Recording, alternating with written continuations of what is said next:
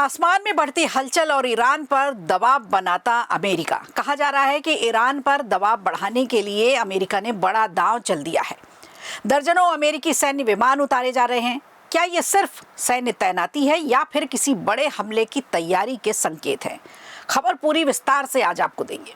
और social media, online किताबें और पाकिस्तान से सीधा संपर्क, सुनने में ये किसी थ्रिलर फिल्म की कहानी सी लग सकता है, लेकिन गुजरात एटीएस की जांच में जो सच्चाई सामने आई है वो बेहद चौंकाने वाली है। इसकी भी पूरी इनसाइड स्टोरी आज आपको बताएंगे। और पश्चिम बंगाल में बुलडोजर एक्शन से सियासत गर्मा गई है। जिस दफ्तर से चलती थी टीएमसी की राजनीति, आज उसी दफ्तर पर प्रशासन का बुलडोजर चल गया। इसकी भी खबर पूरी विस्तार से देंगे आज के शो में। नमस्कार, खबर प्रधान शो देख रहे हैं आप और मैं हूं आपके साथ संगीता श्रीवास्तव।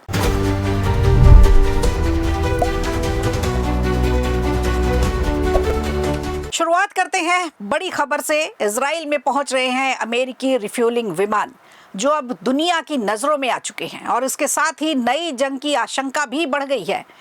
अमेरिका और ईरान के बीच तनाव लगातार बढ़ता जा रहा है। इस बीच अमेरिका ने इजराइल से अपनी सैन्य मौजूदगी बढ़ाने की तैयारी शुरू कर दी है। एक बड़े अखबार की रिपोर्ट है, उसके मुताबिक अमेरिका इजराइल में दर्जनों अतिरिक्त एयर टू एयर रिफ्यूलिंग विमान भेजने की योजना बना रहा है। इन विमानों का इस्तेमाल लंबी दूरी तक जाने वाले लड़ाकू और बॉम्बर विमानों को हवा में ही ईंधन देने का काम किया जाएगा, ताकि लंबे समय तक मिशन जारी रखा जा सके। फिलहाल इजराइल में 60 से ज्यादा अमेरिकी रिफ्यूलिंग विमान मौजूद हैं। इनमें करीब 30 विमान तेल अवीव के पास बेन गुरियन एयरपोर्ट और 30 विमान दक्षिणी इजराइल के रेमन एयरपोर्ट पर तैनात किए गए हैं।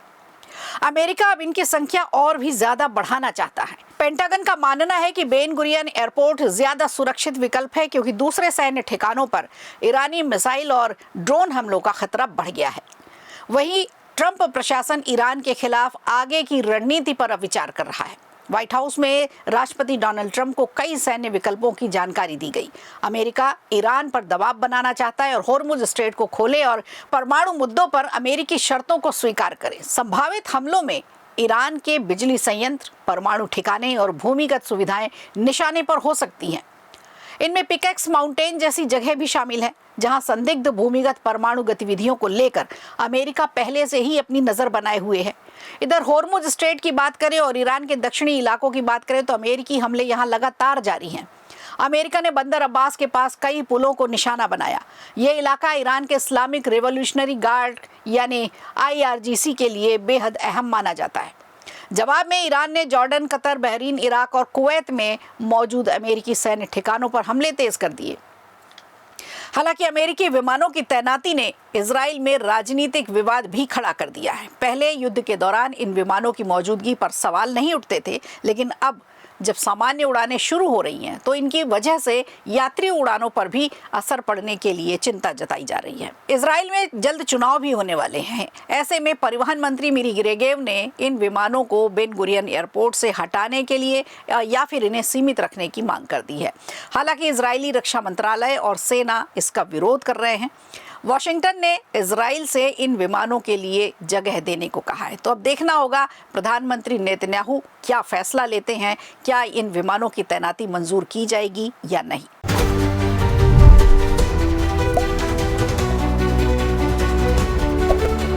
और इधर 13 गिरफ्तारियां नहीं बल्कि एक ऐसी साजिश का खुलासा गुजरात से हुआ है जो मोबाइल स्क्रीन से शुरू होकर देश की सुरक्षा तक पहुंच गया।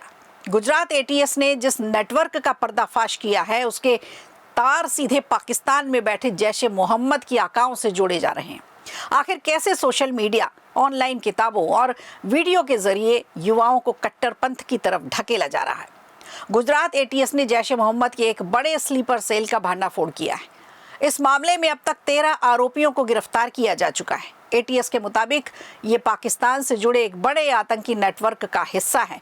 इस मामले में 2 जुलाई 2026 को UAPA और भारतीय न्याय संहिता BNS के तहत केस दर्ज कर लिया गया है। जांच में सामने आया है कि इस नेटवर्क के तार पाकिस्तान के बहावलपुर स्थित मरकज सुभान अल्लाह और जैश ए सरगना मसूद अजहर से जुड़े हुए हैं। सबसे चौंकाने वाली बात यह है कि युवाओं को सीमा पार नहीं बुलाया जा रहा, बल्कि उनका ऑनलाइन ब्रेन वॉश किया जा रहा है। एटीएस की फॉरेंसिक जांच के मुताबिक आरोपी मोबाइल और इंटरनेट के जरिए पाकिस्तान में बैठे लोगों के संपर्क में थे। गिरफ्तार आरोपी मोहम्मद अमीन शेरा कथित तौर पर इस मॉड्यूल का रेडिकलाइजर था, जो मसूद अजहर के भाषण, उनके वीडियो और जिहादी साहित्य दूसरों तक पहुंचाता था। जांच में आरोपियों के पास से 43 ई बुक्स मिली हैं, कई पीडीएफ फाइलें मिली हैं और अकेला मुजाहिद जिहाद कैसे काम करे ना इस नाम की एक किताब भी से जुड़े कई दस्तावेज भी मिले हैं। एजेंसियों का कहना है कि इनका इस्तेमाल युवाओं को, खास करके कुछ मदरसा छात्रों को कट्टरपंथ की तरफ ले जाने के लिए कहा जा रहा है। एटीएस के मुताबिक जैश का फोकस 18 से 25 साल तक के युवाओं के लिए है। गिरफ्तार 13 में से 10 आरोपी इसी उम्र के हैं। शुरुआती जांच में सामने आया है कि कुछ आरोपी 2023 से आईईडी और बम बनाने के तरीके सीख रहे हैं और टाइमर की मदद से विस्फोटक परीक्षण भी कर चुके हैं।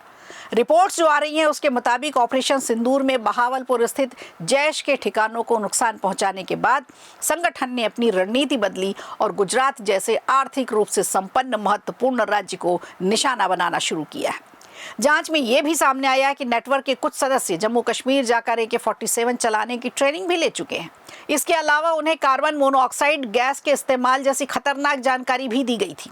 इससे एजेंसियों को आशंका है कि ये नेटवर्क सिर्फ गुजरात तक सीमित नहीं है। एटीएस की तलाशी में जैशे का झंडा, आईईडी बनाने का सामान, मसूद अजहर से जुड़े कई दस्तावेज और करीबन 1 करोड़ के आसपास नगद भी बरामद हुआ है। फिलहाल सभी आरोपियों से पूछताछ जारी है। कोर्ट ने हाल ही में 5 आरोपियों को 8 दिन पहले भी गिरफ्तार किया था। 5 आरोपियों को 7 दिन की अतिरिक्त रिमांड पर भेजा है। अब जांच एजेंसियां पूरे नेटवर्क और उसके बाकी लिंक की तलाश में जुटी हैं।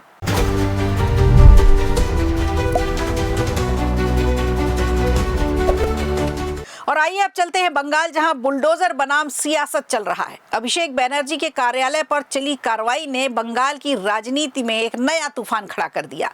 दक्षिण 24 परगना जिले में तृणमूल कांग्रेस यानी टीएमसी के राष्ट्रीय महासचिव और डायमंड हार्बर सांसद अभिषेक बैनर्जी के सांसद कार्यालय पर प्रशासन ने बुलडोजर चला दिया। इस कार्रवाई के बाद इलाके में तनाव बढ़ गया है और मौके पर भारी भीड़ जमा हो गई। जानकारी के मुताबिक अमताला बारुईपुर रोड पर स्थित अभिषेक बैनर्जी के कार्यालय को शनिवार को प्रशासन की टीम ने पूरी तरह से ध्वस्त कर दिया। कार्रवाई के दौरान सुरक्षा के लिए बड़ी संख्या में पुलिस बल, केंद्रीय बल और प्रशासनिक अधिकारी मौजूद रहे। प्रशासन का कहना है ये कार्यालय बिना अनुमति और बिना मंजूर बिल्डिंग प्लान के बनाया गया था। अधिकारियों के मुताबिक इससे पहले अभिषेक बैनर्जी को मामले में सुनवाई के लिए 2 बार नोटिस भेजा जा चुका है, लेकिन तय समय पर कोई जवाब नहीं मिला और उसके बाद ये कार्रवाई की गई। कार्रवाई से पहले कार्यालय पर नोटिस भी चिपकाया गया था। 3 बुलडोजर की मदद से इमारत की शेड और ढांचे को चरणबद्ध तरीके से एक-एक करके हटाया गया। पूरे इलाके को बैरिकेडिंग कर सुरक्षित किया गया ताकि किसी भी तरह की कोई स्थिति ना बिगड़े। बताया जा रहा है विधानसभा चुनाव के नतीजे आने के बाद से ही ये कार्यालय बंद था। ये कार्रवाई ऐसे समय में हुई है जब कोलकाता नगर निगम ने अभिषेक बैनर्जी, उनके परिवार और उनकी कंपनी लीप्स एंड बाउंड्स से जुड़े 17 संपत्तियों को लेकर के नोटिस भी जारी किया है। इनमें हरीश मुखर्जी रोड स्थित उनका आवास, शांति निकेतन भी शामिल है।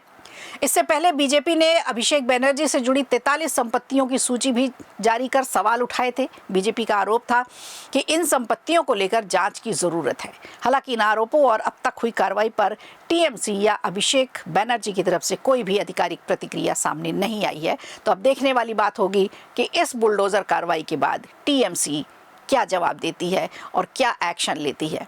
अब देखना होगा टीएमसी इस मुद्दे को किस तरह से उठाती है और बीजेपी इसे किस तरह से राजनीतिक मुद्दा बनाती है।